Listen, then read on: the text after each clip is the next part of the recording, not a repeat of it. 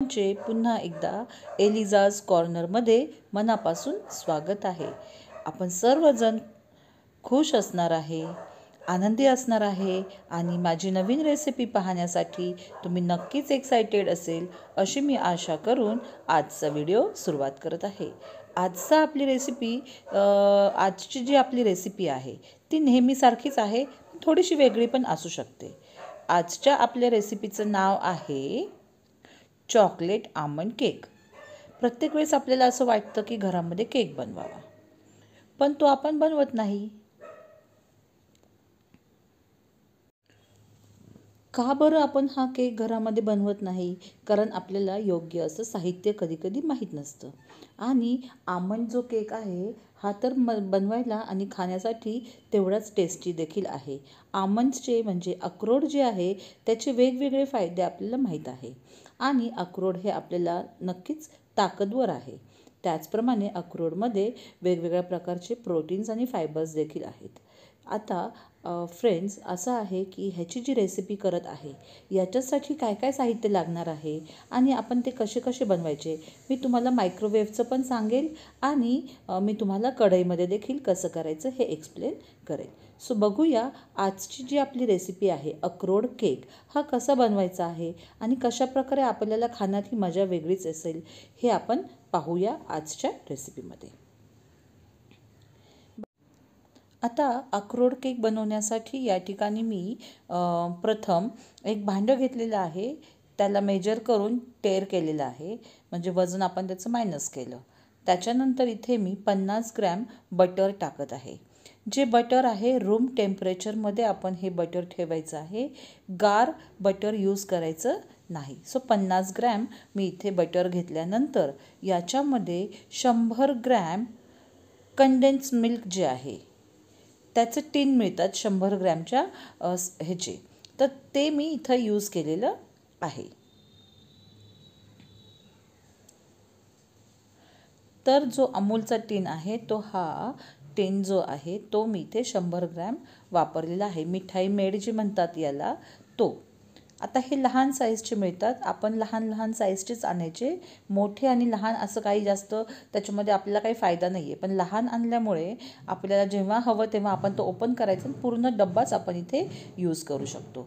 So इथे मी condense milk आणि Amul butter एकत्र केलेलं आहे व्यवस्थित प्रकारे आणि ह्याला पूर्ण व्यवस्थित मिक्स करून घेतलेलं आहे. हे झालं आपलं वेट, ओलं सगळं जे आहे ते आपण रेडी करून ठेवलेलं आहे. आता याच्यानंतर आपण ड्राय जे साहित्य आहे, कोरडे साहित्य जे आहे ते आपण याच्यामध्ये टाकूया. याच्यामध्ये आपण 1 कप मैदा घेतलेला आहे. 1 कप मैदा, बघा मैदा पूर्ण फ्लॅट घेतल्यावर होईल असं घेतलेलं आहे. 1 कप मैदा घेतल्यानंतर याच्यामध्ये 4 टीस्पून टीस्पून जे आहे बघा याच्यामध्ये मी हे 4 टीस्पून जे आहेत हे बेकिंग पावडर टाकलेले आहे आणि बेकिंग सोडा जो आहे तर ते 2 टीस्पून. त्याचप्रमाणे मी 2 चमचे इकडे कोको पावडर टाकलेलं आहे. आता cocoa powder, baking powder, baking soda आणि मैदा हे सर्व जे साहित्य आहे हे एकत्र आलेले आहे. याला आपण चाळणीने चाळून घेऊया.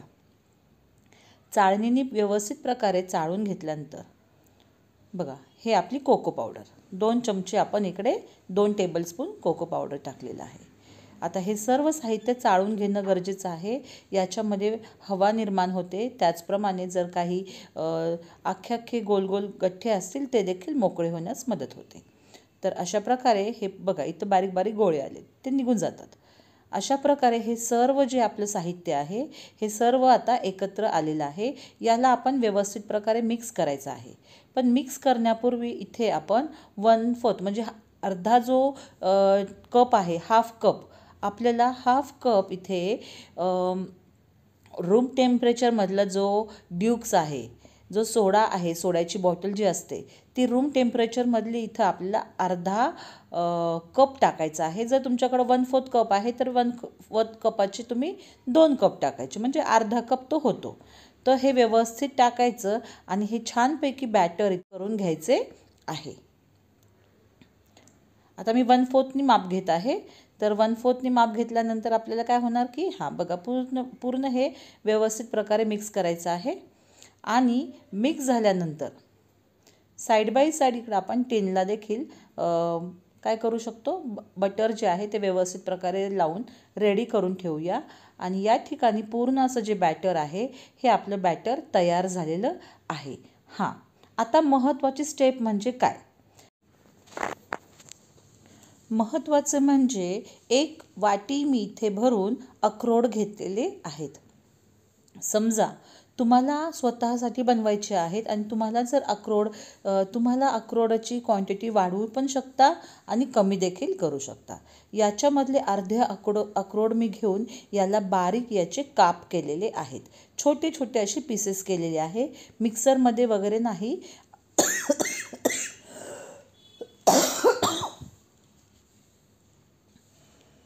बघा अशा प्रकारे बारीक असे काप केलेले आहेत. त्याचप्रमाणे हे बारीक केल्यावर अर्धे जे अक्रोड आहेत ते ॲज इट इज ठेवायचे. म्हणजे बारीक काप केलेले जे आहेत हे काप आपण या बॅटरमध्ये मिक्स करायचं. व्यवस्थित प्रकारे हलक्या हाताने हे मिक्स करून घ्यायचे आहेत. आणि मग हे सर्व बॅटर आपल्याला ज्या टिनमध्ये आपण बटर लावलेलं होतं त्या टिनमध्ये आपल्याला हे टाकून घ्यायचं आहे. आता हे जे बॅटर आहे हे बॅटर मी ह्या टिनमध्ये टाकलेलं आहे. याच्यावर जे अक्रोड आहे ते व्यवस्थित प्रकारे सेट करायचे. आणि हे मायक्रोवेव्हमध्ये आपल्याला 180 ह्याच्यामध्ये प्रीहीट करून घ्यायचं आहे. आणि त्याच्यानंतर आपल्याला 30 मिनिटे हे व्यवस्थित प्रकारे बेक करायचं आहे.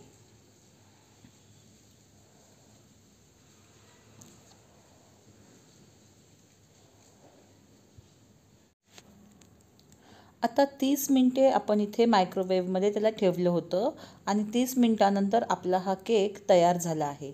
मायक्रोवेव्हमधून काढताना पहिल्यांदा मी 25 मिनिटं झाल्यावर हा चेक केला होता.